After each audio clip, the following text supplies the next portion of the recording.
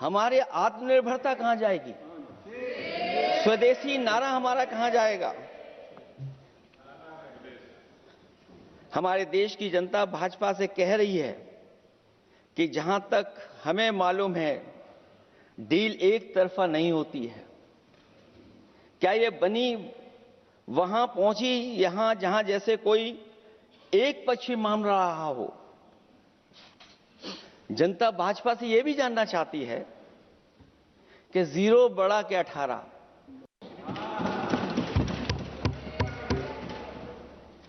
सभापति महोदय, भाजपा का समझौता गणित क्या यह है कि 18 0 के बराबर है? क्या 18 हमारा 0 के बराबर है? देश के किसानों, दुकानों, उद्योगों को बचाने के लिए खोखले शब्दों के अलावा भाजपा के पास कोई और सुरक्षा कवच या संरक्षण योजना है कि नहीं है? इसलिए मैं सभापति महोदय कहना चाहता हूं, ये बजट दिशाहीन है। इस बजट में कोई विजन नहीं है कि 2047 तक हमारा देश विकसित भारत बन जाएगा। और हम जैसे लोगों को, समाजवादियों को तो सरकार से पहले ही उम्मीद नहीं थी, और जिस सरकार से उम्मीद न हो उसकी बजट से क्या उम्मीद होगी? इस बजट में पीडीए के लिए कुछ भी नहीं है। कोई योजना दलित, पिछड़ा, महिला, गरीब, अल्पसंख्यक या नवयुवक के विकास के लिए नहीं लाई गई है। ऐसा लग रहा है कि सरकार ने इनके बारे में सोचना ही छोड़ दिया है। और अगर जीडीपी हमारी 7% है और नॉमिनल जीडीपी की ग्रोथ केवल 8% है, जो कि लगभग 12% होनी चाहिए थी, इसके कारण लोगों के हाथ में कम पैसा है। और कारण यह भी लगता है कि हमारा प्राइवेट इन्वेस्टमेंट नहीं आ पा रहा है। जो लोग ये कहते हैं कि हम प्रति व्यक्ति आय बढ़ा रहे हैं, जो आंकड़े हमारे पास हैं, जो जानकारी हमारे पास है, वो आंकड़ा यही कहता है कि $3000 के लगभग प्रति व्यक्ति आय हमारी है। और अगर हम दुनिया से जब इतना ही जुड़ गए हैं तो 2025 की जो रैंकिंग है, हमारा स्थान 144वां 144th है। तो जहां हम इतना 10, 11, 12 साल से हम इतने बजट ला रहे हैं, क्या हमारे पर कैपिटा इनकम लोगों की नहीं बढ़ पाई? और सदन में, इसी सदन में कई बार ये पूछा गया कि जो लोग राशन प्राप्त कर रहे हैं, गरीबी रेखा से नीचे हैं, कम से कम उनकी पर कैपिटा इनकम क्या, ये तो बताना ही चाहिए सरकार को। और पिछड़ेपन को दूर करने के लिए कोई विजन नहीं दिखता इस बजट में। जैसे जब बजट आता है तो बजट में ढूंढते हैं हम लोग कि हमारे स्टेट के लिए क्या और खास नया आया होगा। उत्तर प्रदेश जैसा प्रदेश जहां पर डबल इंजन की सरकार को बहुत कुछ कहा जाता है कि डबल इंजन की सरकार है, हम विकास भी डबल करेंगे, लेकिन मैं देखता हूं उत्तर प्रदेश के लिए कोई खास योजना ऐसी नहीं आई है जिससे उत्तर प्रदेश के 25 करोड़ लोगों को कुछ मुख्य धारा से जोड़ा जाए।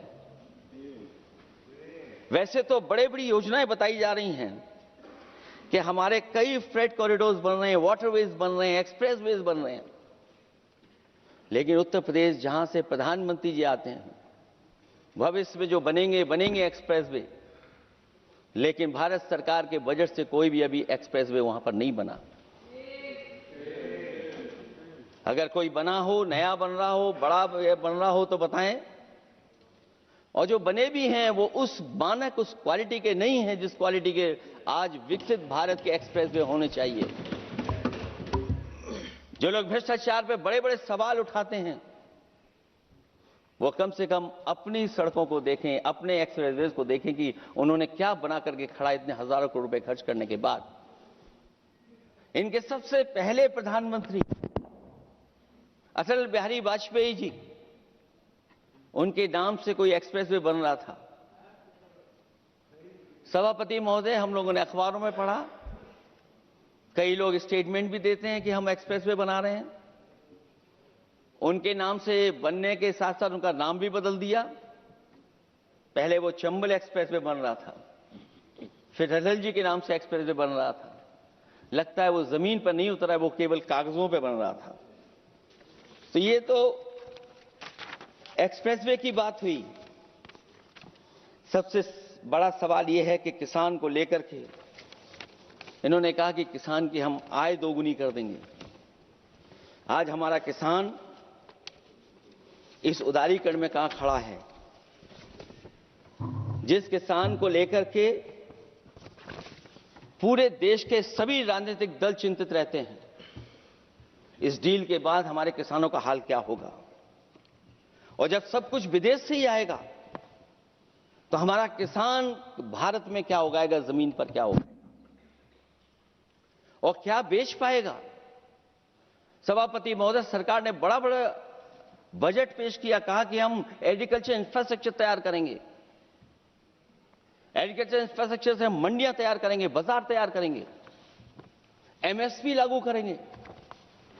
हमारे किसान जब काले कानून के खिलाफ लड़ रहे थे, बड़ी संख्या में जान चली गई, उसके बाद सरकार कहीं पीछे हटी और उन्होंने काले कानून वापस लिए। लेकिन आज भी किसानों को जो कानूनी गारंटी मिलनी चाहिए वो अभी तक एमएसपी की कानूनी गारंटी सरकार नहीं दे पाई है।